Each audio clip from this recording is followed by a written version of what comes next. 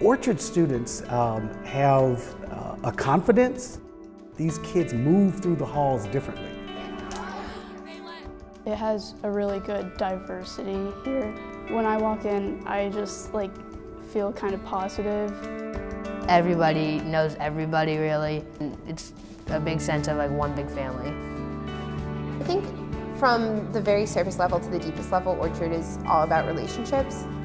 So as a teacher, I'm constantly thinking about how am I building a relationship with my students and how am I building my students' relationship with the material.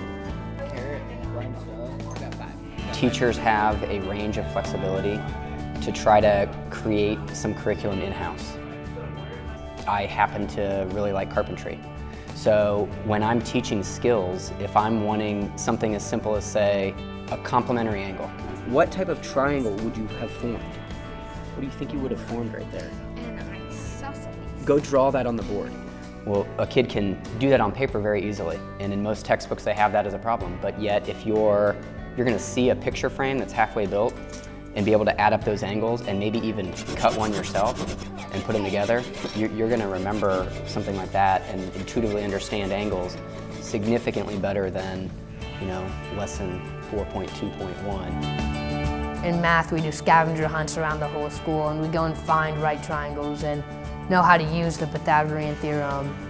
When you think about what formula you need, you go back and you think to that one time you were running around and you were outside and you saw this right triangle, and then it helps you remember that.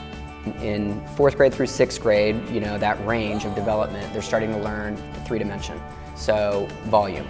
I designed this project where you have to say, what are all the ways to get a 24 cubic centimeter building?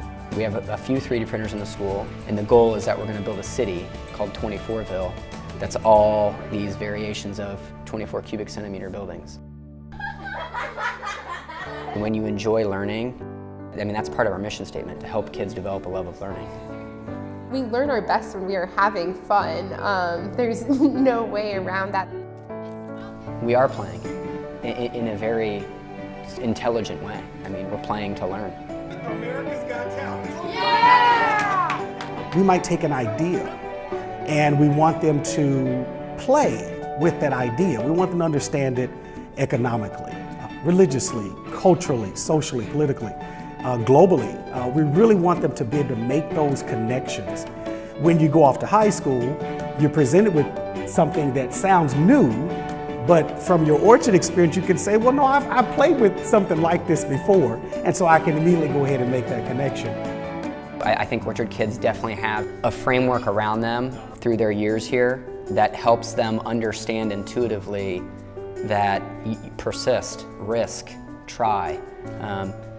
Those go hand in hand with everybody that says stuff about succeeding. It's like you gotta be willing to risk, you gotta be willing to fail, you gotta try. That's a massive benefit to the kids that go here.